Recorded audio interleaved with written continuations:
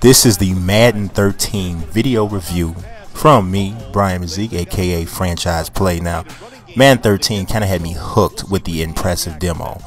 Once I got this full version in my hand, I couldn't really wait until to basically dive into all of the features.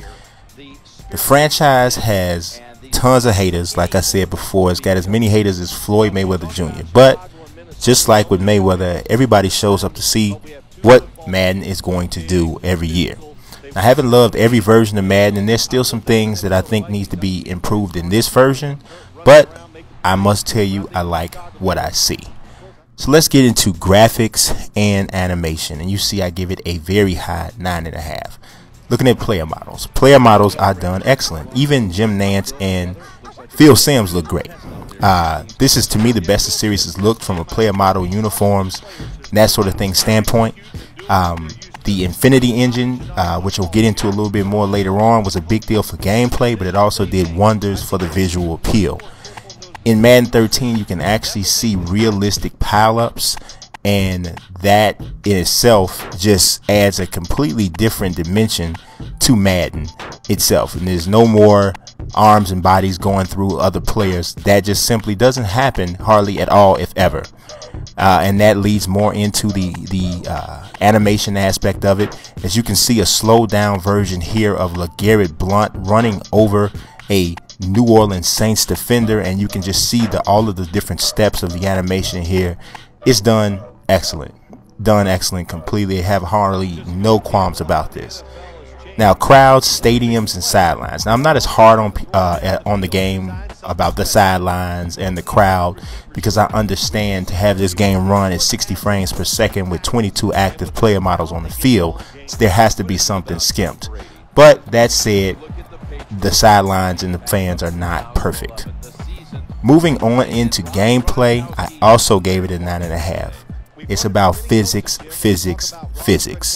The physics engine here with the Infinity engine is just, I mean, there really isn't another way to make a football game at this point going forward. We saw just a smidgen of what this type of an engine could do with football with Backbreaker, but it wasn't really American football executed the way it should have been. And Madden and EA really took this and just really did with physics and football what should be done. It plays great. If you look at it, just like I mentioned before, with the pileups and just the different things that seem like most incidental contact before that wouldn't have created any type of reaction, now creates a physical reaction on the field. The total control passing is another aspect of the gameplay that is huge for the passing game. You can actually throw guys open. You can actually lead guys when you see someone that may have a little bit of a step. It really allows accurate quarterbacks to shine, and it really exposes the less than accurate quarterbacks for not being able to make those precise throws even while you're using the total control passing option. It's a huge thing, huge difference in the passing game. I love it. It is one of my, say, 2 or 3 most favorite things about Madden 13 this year. Now, also, we have the improved AI for the defensive players and the O-line. The defensive backs as well as the linebackers react much better in zone coverage. You're not getting nearly as many guys that are not turning around. Also, the psychic DB is pretty much gone. There's no more batting the ball down without looking at it. Offensive linemen make more of the blocks that they should actually make. So, I mean, these are things that just should be in a football game, and they kind of weren't there before in some of the previous versions of Madden. But you can definitely see those improvements made in Madden 13. Now, the expanded and more authentic playbooks is another big thing. It helps actually give the game some type of personality and gives each team more of an identity. So it's not like you're running the same types of plays just with different players. Each of these teams has a more authentic playbook that really sets the coaches apart, as well as the players and the personnel on the team apart. So it really feels like you're playing with the Chiefs. It really feels like you're playing with the Bears. It really feels like you're playing with the Cowboys. And the teams with the even more distinct play options, they stand out even more when you play with them.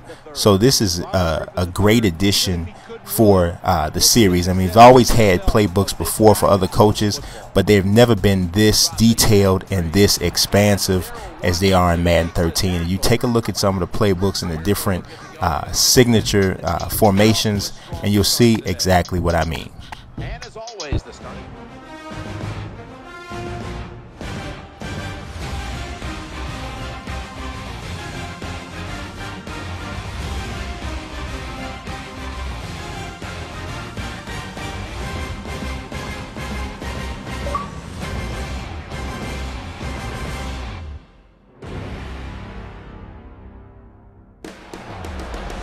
We're here in Cleveland for this NFC West versus AFC North matchup between the Seahawks and the Browns. Hello, friends. Jim Nantz alongside Phil Simms. And I guess the big question, Phil, before a kickoff is, what do you expect here today? Well, Jim, this is going to be fun to watch today. We got two teams out here, and to me, I'm going to focus on the coaches today. From a sound standpoint, it really starts with commentating. EA replaced Gus Johnson and Chris Collinsworth with Phil Simms and Jim Nantz.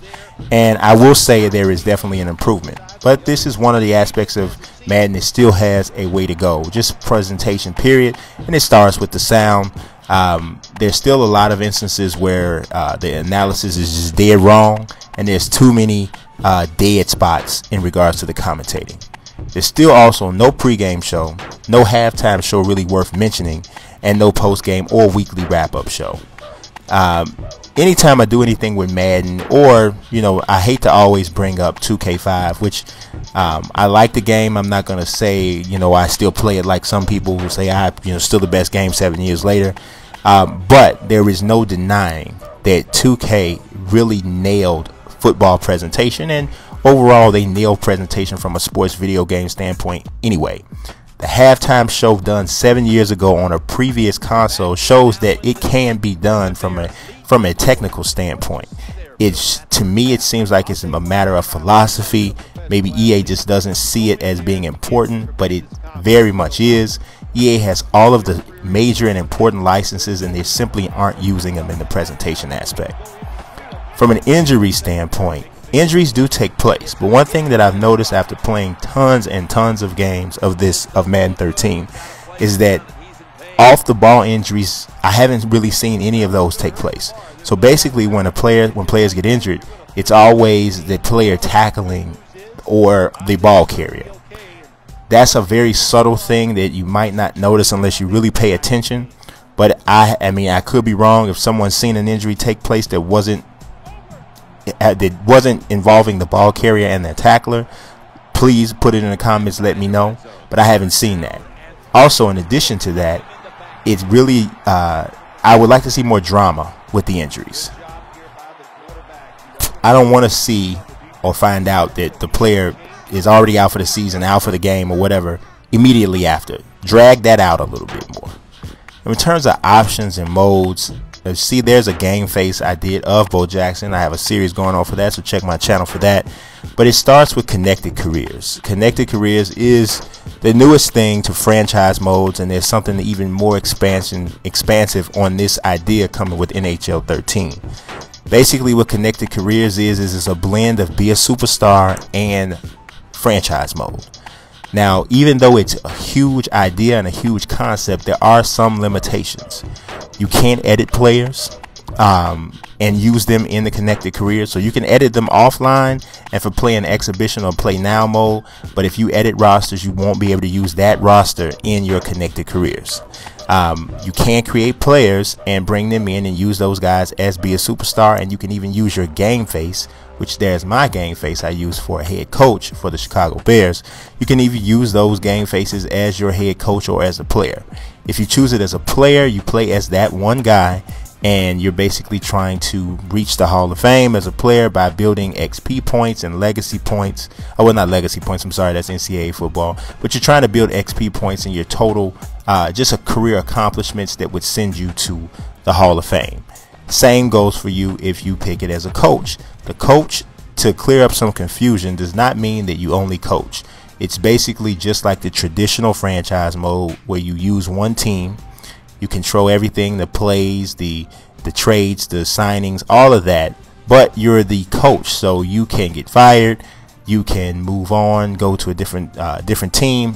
You're the coach, but the control is the same as a traditional franchise mode. The mode itself, like I said, is awesome from a concept standpoint, but there are some limitations. You can't import draft classes from NCAA football at all, and there is no more traditional franchise mode. So you can't play for every team. You would have to have a human control player to play for every team. So some good and some bad with it, more good than bad, but can't ignore the bad. Looking at Ultimate Team, that's another mode that's returned for Madden 13. This one basically is the fantasy team style mode, but it's basically done with virtual football cards. It's a very cool idea, but there's one tweak that I would love to see with Ultimate Team that would probably grab me in a little bit more were it present, and that would be to actually create my own team. So basically what happens now is you get your fantasy team together with the cards. You open up cards and you get excited when you get a good player, but you're basically putting those guys on an existing NFL team. So it loses a little bit of the luster, and it doesn't differentiate itself enough to me from the Connected Careers mode or the old school franchise mode with, say, just a fantasy draft. I would love to see an option to create your own team a la MLB The Show with their Diamond Dynasty, where you get to do the same thing similar, but you also get to customize the team. One mode I do love is the Madden Moments mode. Basically, you're replaying old scenarios or games or situations from the previous season, and they'll be updating it with big time moments from the current season for you to try to play through and recreate from the 2012 season. So I love doing this. It's great for videos. It's also great for just some quick action. It can also be very challenging depending on what the situation is that you find yourself in, and it's a good way to kind of compare what you've accomplished to other gamers online or friends on your friends list, whatever it may be. I like this mode. The stats themselves completely reflect the situation from that year. So I mean, everything down to the tackles and yardage is there. From an overall standpoint, I grade this game an 8.75. Now, I have no problem rounding this up to a 9. It is, to me, that good. There is far more positive than there is negative. The things that are negative are, to me, more nitpicks.